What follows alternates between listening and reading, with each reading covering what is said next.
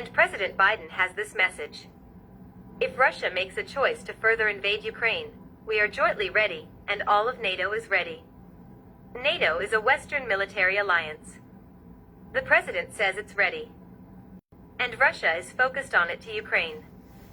30mm NATO member countries continue to send a large amount of modern weapons to Ukraine have to contribute to the modernization of the Ukrainian military.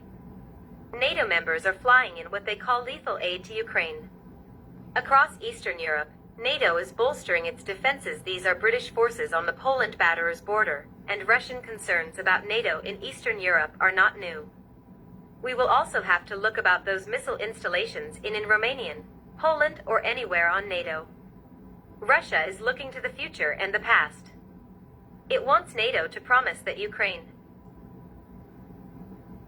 will never join, and it wants NATO to withdraw its military deployments of recent years from Eastern Europe. There's no chance of either demand being met. And to understand why we need to go back to the aftermath of the Second World War, NATO was set up in 1949 by 12 countries. Their mission was to secure peace in Europe, to promote cooperation among its members, and to guard their freedom. In reality, this meant countering the growing power of the Soviet Union. And at the heart of NATO's strategy to do this was, and is Article 5. It says an attack on one member is considered an attack on all of them. The idea is collective defense. And now with 30 members, NATO continues to state its purpose. Together we are 50% of the world's military might and economic modes, so as long as we stand together in a North American Europe, we are also in recent years, though NATO's purpose has been questioned. Donald Trump said the US might leave. Emmanuel Macron said NATO was brain dead. There are also questions of commitment. Some NATO members are behind on NATO's military spending targets. And then there's Afghanistan in response to the 9/11 attacks. NATO triggered its Article 5. NATO members supported America's attack on Al-Qaeda and the Taliban. 20 years later, the US chose to leave Afghanistan unilaterally, with NATO members left to follow suit for this, and for other reasons too.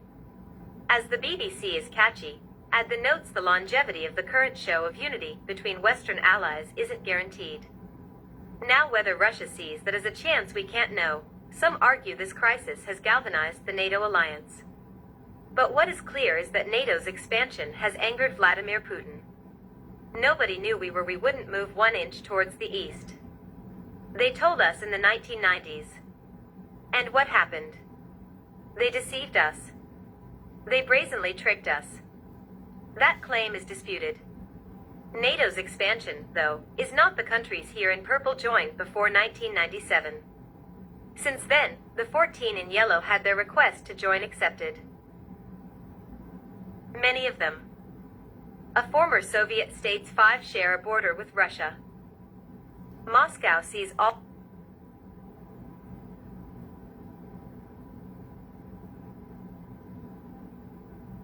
of this as a major threat to its security, in the continuation of NATO's open border policy, and further movement towards our borders is exactly what threatens us. NATO is not the development institution. It is an instrument of confrontation. It's quite obvious that its expansion poses a threat to us. Russia doesn't see NATO as defensive, it sees it as an extension of American power. It sees its very existence as a reduction of Russian power. And Ukraine finds itself right in the middle of Russian efforts to resist that it shares borders with Russia and the European Union.